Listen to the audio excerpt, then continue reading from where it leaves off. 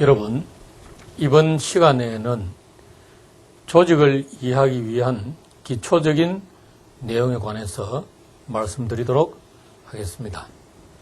구체적으로는 조직의 개념과 조직 유효성, 조직 구조의 기본 원리, 조직 구조의 기본 형태 등에 관한 설명을 드리도록 하겠습니다. 여러분 각자 개인은 집단의 일원으로서 생활하며 집단은 조직을 구성하는 여러 단위 중의 하나입니다. 그림을 통해서 보시면 훨씬 더 잘 이해할 수 있게 될 것입니다. 자, 여러분 개인은 가장 기초적인 사회를 구성하는 단위입니다. 이 개인보다도 이 상위에 있는 개념이 이제 집단이 됩니다. 집단. 여러분은 동창회 아니면 여러분 직장의 부서에 속해 있죠. 이런 것들이 다 집단입니다. 이 집단보다도 더 이 큰 개념이 바로 그 조직입니다. 조직. 이 개인과 집단은 다 조직에 포함되어 있지요. 이 조직보다도 이제 더 상위의 개념이 사회라고 할 수 있습니다. 이 사회.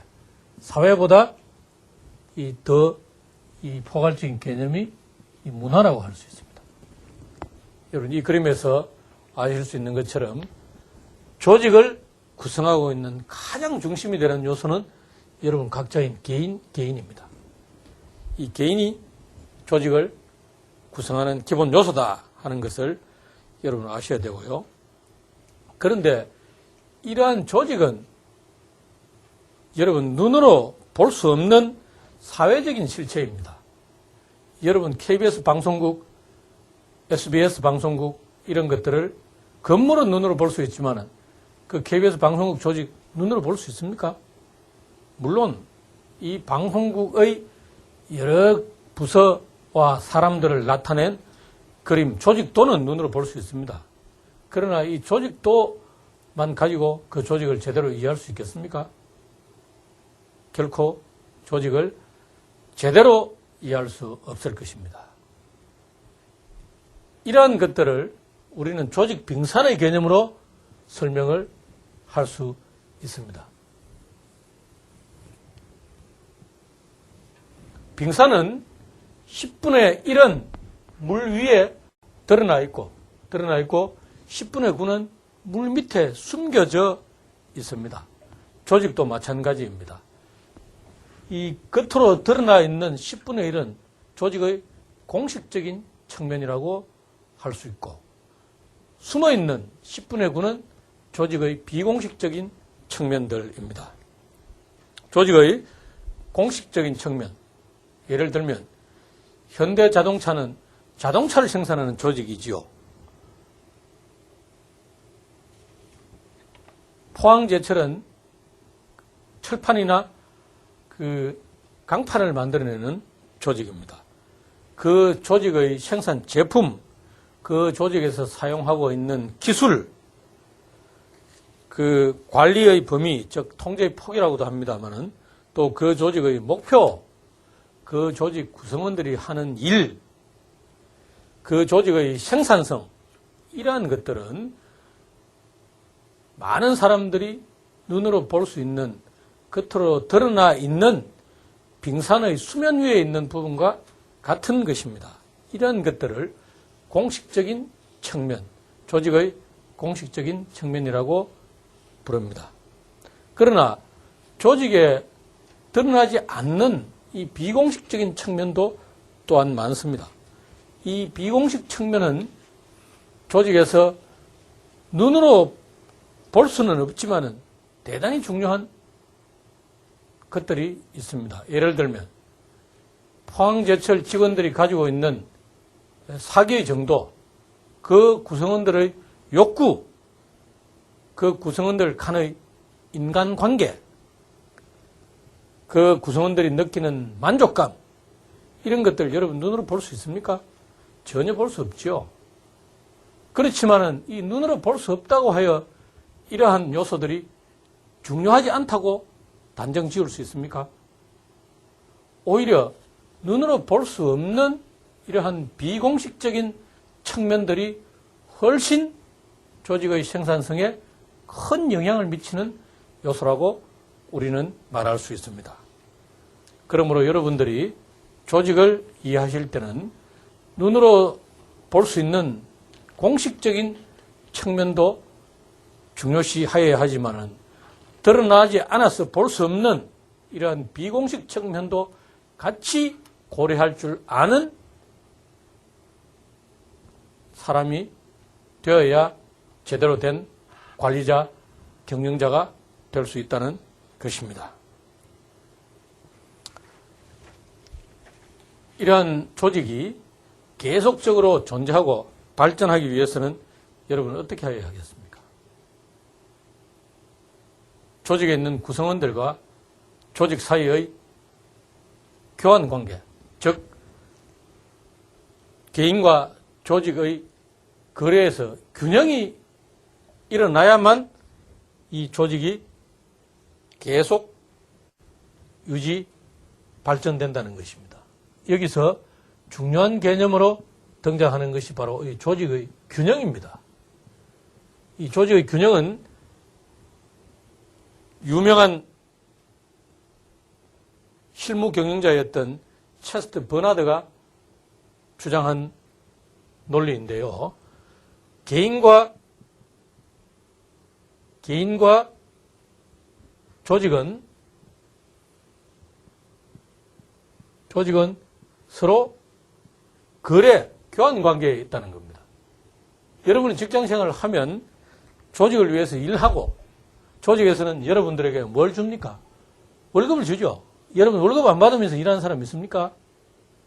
월급을 안 받으면 여러분 하루 이틀은 몰라도 3일부터는 당장 사표를 내고 도망가 버릴 것입니다. 월급을 안 받고 일하면 먹고 살 수가 없으니까요. 자, 그러면 개인은 조직으로부터 월급을 받습니다. 그러면 그 월급이 자기가 일한 대가만큼 월급이 되는가 못 되는가를 판단해 보겠죠. 자기가 조직을 위해서 일한 것보다 월급이 더 많다고 느끼면 아, 우리 조직 참 좋은 조직이다. 내가 이 조직을 위해서 열심히 일해야지 하는 이런 마음이 들 것이고, 나는 열심히 일하는데 조직에서는 월급을 쥐꼬리만큼 준다. 그러면 어떻겠습니까? 불평불만을 하거나 조직에 더 월급 올려달라.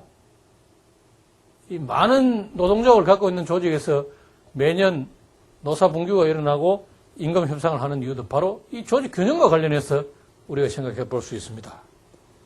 자, 그러면 조직은 그렇겠죠.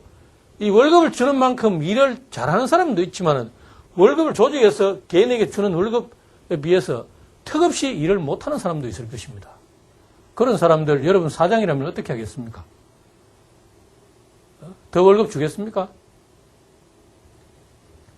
월급을 깎든지 아니면 조직에서 해고시키든지 더 열심히 일하라고 자극을 주든지 이런 방법을 사용할 것입니다. 그것이 바로 개인과 조직 간의 거래관계이고 개인과 조직 간의 균형을 이루는 방법입니다. 기업 이외의 조직도 마찬가지입니다. 여러분이 다니시는 교회, 여러분이 나가는 작은 소모임을 생각해 보십시오. 동창회를 예를 들어서 설명해 보겠습니다. 자, 여러분이 고등학교 동창들, 친한 친구들끼리 모여서 이 자주 만나는 모임을 하나 만들었다고 생각해 봅시다. 자, 우리 칠공주회다. 그럼 칠공주회는 한 달에 2번씩 만나서 저녁도 먹고 그 다음에 놀기도 하고 경조사에 또 이렇게 서로 상호부조도 하기로 하고 그렇게 해서 칠공주회를 만들었는데 매번 여러분들이 나가면 회비만 내라고 하고 여러분에게 돌아오는 것이 없다면 여러분 그 나가겠습니까?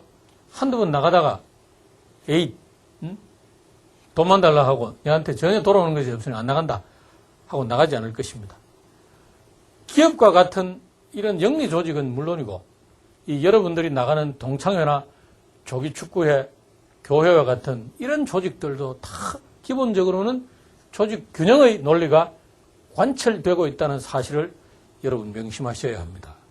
여러분이 관리자가 되거나 경영자가 되었을 때 이러한 사실을 망각하고 조직 구성원들에게 열심히 일하라고 다그치고 채찍질만 한다면 훌륭하고 유능한 경영자가 되지 않고 독재적이고 형편없는 경영자라는 손가락질을 여러분 받게 될 것입니다.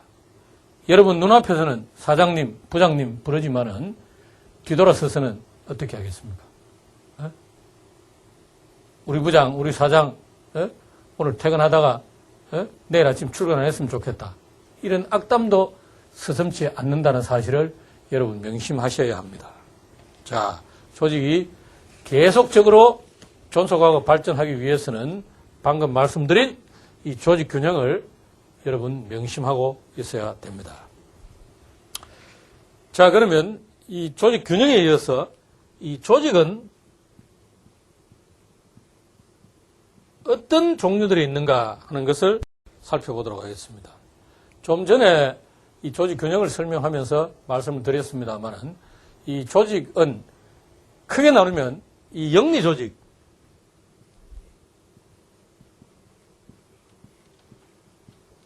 기업과 같은 돈을 버는 조직을 말합니다. 영리 조직.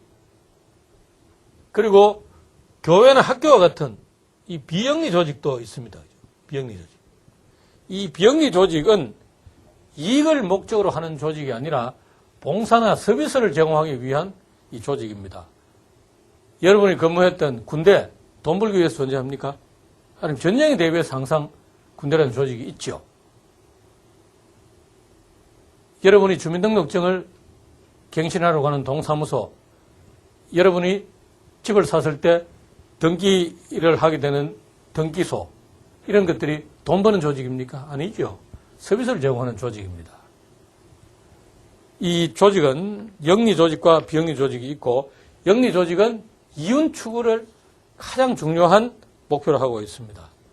반면에 비영리 조직은 서비스를 제공하는 것을 중요한 목표로 하고 있습니다. 그 조직의 구성원들도 영리 조직은 월급이나 연봉과 같은 이런 보상을 받습니다. 그러나 비영리 조직은 물론 적십자 단체처럼 이 비영리 조직에 근무하는 직원들도 월급을 받습니다만은 이런 월급 이외에도 자원봉사자들도 그 조직에 많이 활동을 하고 있습니다. 여러분 중고등학교 다닐 때 적십자 그 부원으로 활동한 분들도 있으시죠? 여러분 월급 받으면서 활동했습니까? 아니죠. 영리 조직의 경영자들은 이 전문 경영자나 창업자들입니다. 비영리 조직의 경영자들은 선거로 뽑힌 사람들이나 공무원들입니다. 영리 조직은 대표적인 것이 기업이고 비영리 조직은 정부, 사회단체, 종교기관, 시민단체, 흔히 말하는 NGO 같은 것들도 대부분 비영리 조직입니다. 이 영리 조직과 비영리 조직이 있고 공식 조직과 비공식 조직도 있습니다. 공식 조직, 비공식 조직.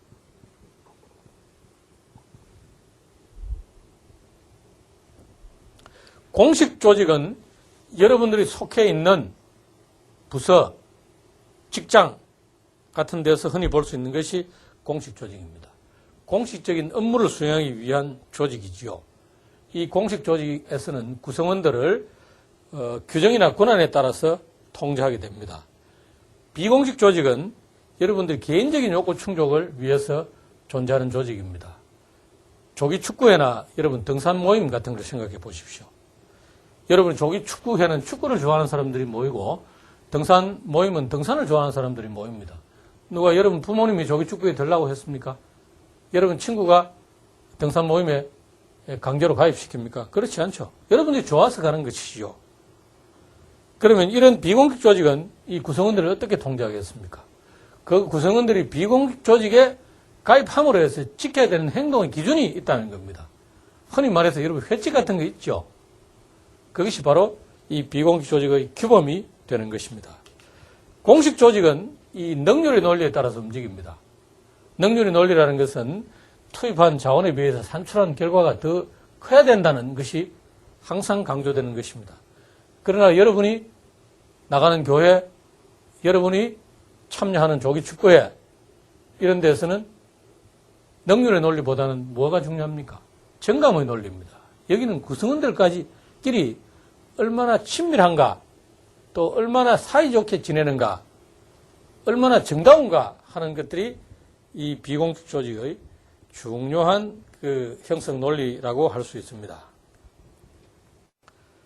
조직은 목표를 가지고 있습니다. 모든 조직은 목표를 가지고 있는데 이 조직의 목표 달성한 정도를 평가하는 개념이 조직 유효성입니다.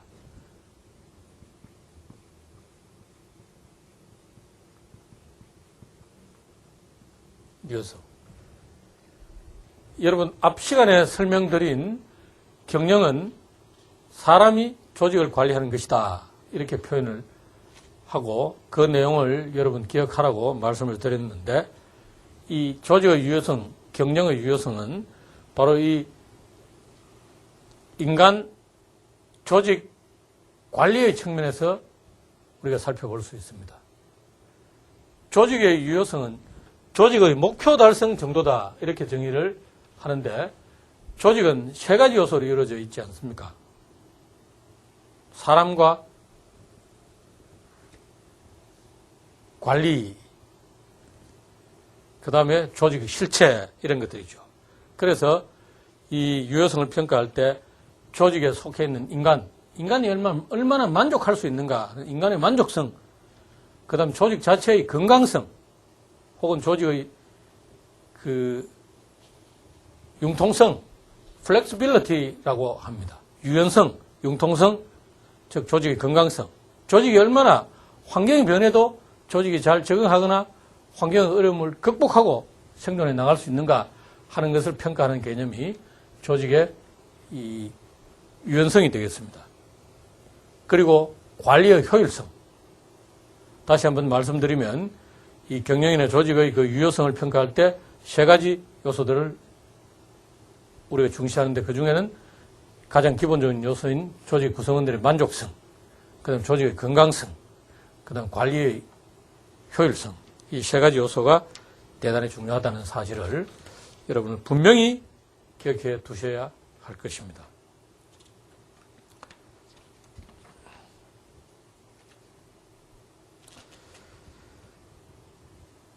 조직 유효성을 판단하는 기준은 방금 말씀드린 만족성, 유연성, 효율성 이 세 가지가 있습니다만 이것을 좀 더 자세히 설명을 해보면 만족성의 차원은 또 두 가지로 나눌 수 있습니다. 조직 구성원의 욕구를 충족시켜주는 욕구 충족과 조직 구성원들의 기대에 부응하는 욕구 충족은 현실적인 측면이 강하고요. 기대의 부응은 미래지향적인 측면이 강하다고 할 수 있습니다. 그 다음 조직의 건강성, 즉 유연성 측면에서는 두 가지입니다. 적응성과 혁신성인데요. 적응성은 환경이나 상황의 변화에 대처할 수 있는 능력을 이야기하고요. 혁신성은 환경에 적극 도전할 수 있는 슌페트가 말한 창조적 파괴 능력을 혁신성이라고 합니다. 우리가 첫 시간 첫 강의에서 말씀드린 경영혁신, 또 바로 혁신성과 관련되어 있는 것이지요. 관리의 효율성 측면에서는 세 가지입니다. 효율성을 나타내는 개념은 세 가지가 있는데요. 생산성, 경제성, 수익성의 개념이 있습니다. 수익성이라는 개념이 가장 협소한 개념이고요. 수익성보다 좀 큰 것이 경제성의 개념, 그리고 가장 넓은 개념이 생산성의 개념입니다. 수익성은 투자한 자본과 이익의 비를 이야기하는 개념입니다.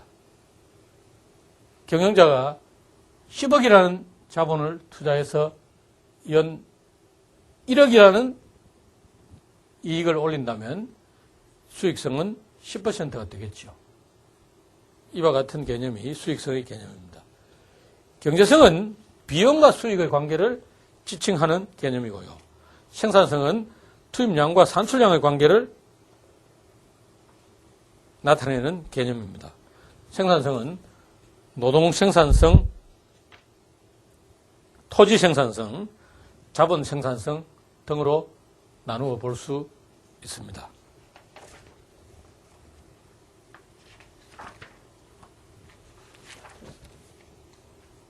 조직 구조의 기본 원리에 대해서 설명을 드리도록 하겠습니다. 조직 구조의 기본 원리에 대해서 설명하도록 하겠습니다.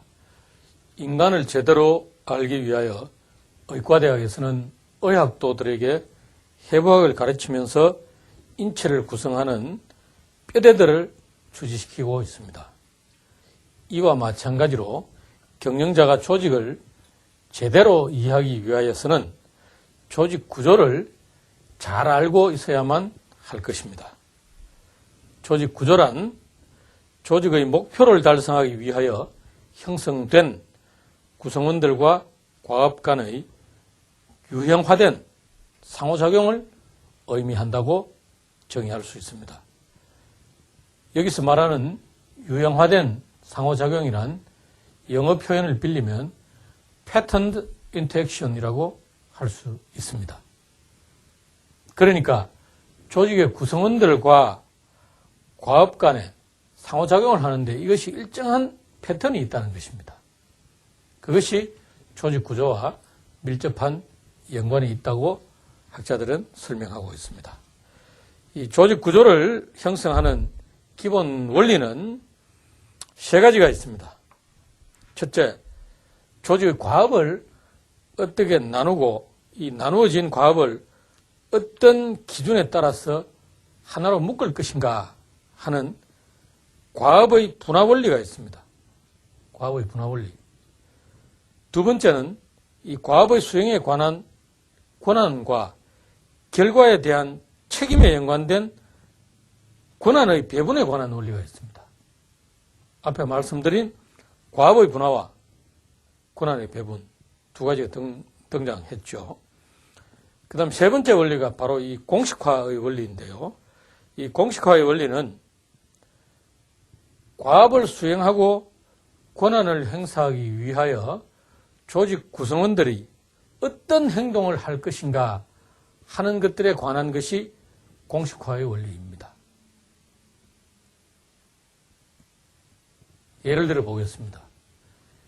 여러분 결혼식에 갈 때 찢어진 청바지를 입고 번거지 모자를 쓰고 가는 하객들은 없죠. 결혼식에 갈 때는 정장을 하거나 가장 깨끗한 옷을 입고 그 축하하는 분위기를 내면서 결혼식에 참석하게 됩니다. 이와 마찬가지로 이 공식화는 어떤 행동의 기준을 정해둔다는 겁니다. 방금 예를 든 결혼식은 우리가 결혼식에 갈 때 어떻게 입고 가야 된다 하고 법으로 정해둔 것이 있습니까?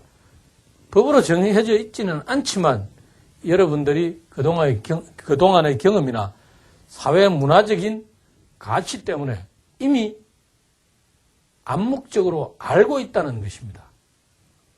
이런 것이 불문화된 이 공식화고요. 조직에서 불문화되어 있지 않고 성문화, 규정과 규칙으로 공식화되어 있는 것들도 있습니다. 여러분 구멍가게나 세탁소 같이 직원이 두세 명인 조직에서는 이 규정이나 규칙이 책자로 만들어져 있지 않습니다.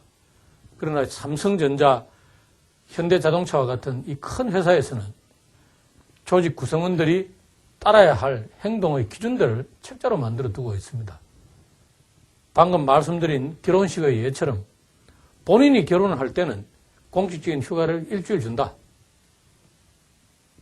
동생 결혼식에 갈 때는 유급 휴가를 하루 준다. 이런 것처럼 이렇게 규정과 규칙으로 조직 구성원들의 행동과 관련된 내용들을 정해두고 있는 것을 공식화라고 이야기를 합니다. 방금 말씀드린 조직 구조의 기본 원리, 조직 구조 형성의 기본 원리를 살펴보면 첫째, 과업의 분화입니다. 두 번째, 권한의 배분입니다.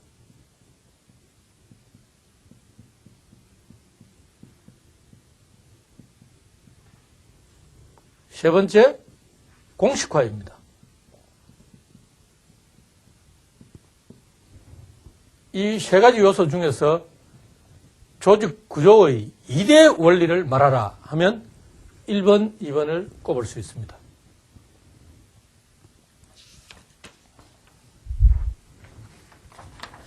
과업의 분화에 대해서 좀 더 설명을 드리도록 하겠습니다. 이 과업이라는 것은, 과업은 조직 구성원들이 수행하는 일과 연관되어 있습니다. 일. 직장 생활을 하시면 여러분 놀면서 월급 받는 사람은 한 사람도 없지요. 여러분 직장에 가면 다 한 자리씩 차지하고 있습니다. 그 한 자리씩 차지하는 것을 우리는 직위라고 그러고 영어로서는 포지션이라고 부릅니다. 이 직위들이 일과 연관되어 있는데 이 일들을 조직에서는 어떻게 나눌 건가 하는 것이 대단히 중요합니다. 여러분이 근무하는 조직이 마케팅부, 총무부, 인사부와 같은 이 부서로 나눠져 있죠. 이것은 무슨 기준을 가지고 이렇게 나눴다고 생각할 수 있습니까? 하는 일들이 비슷하기 때문에 하나의 부서로 묶어둔 것이죠. 그래서 과업을 나누어서 또 비슷한 과업끼리 하나에 묶어서 이렇게 또 부문화해 둔 겁니다. 이 과업의 분화는 수평적인 분화와 수직적인 분화가 있습니다.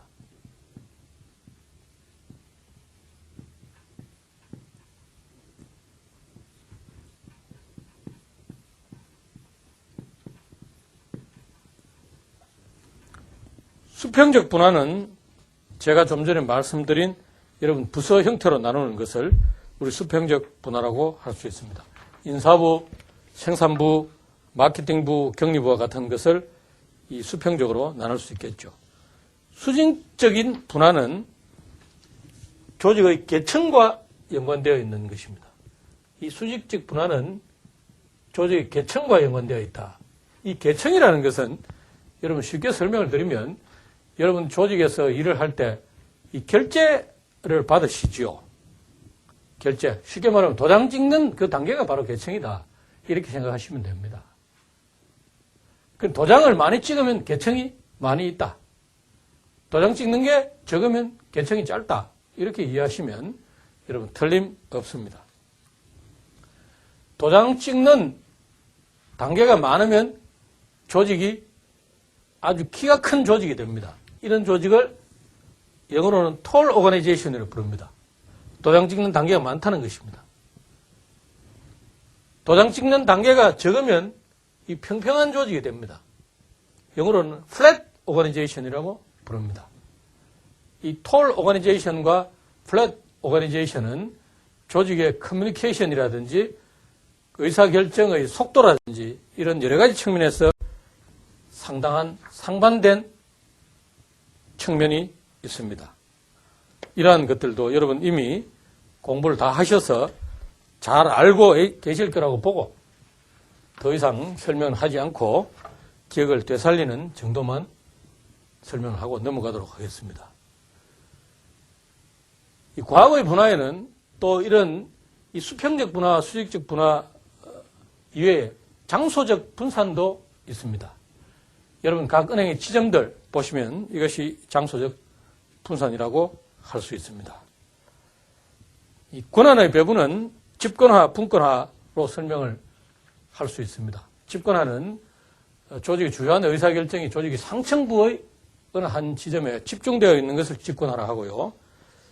분권화는 이것이 조직의 각 하위 부문, 계층, 하위 계층으로 위임되어 있는 것을 분권화라고 설명을 합니다. 집권화, 분권화 어느 것이 더 바람직하다고 일률적으로 말할 수는 없습니다. 조직이 처해져 있는 상황, 조직의 산출물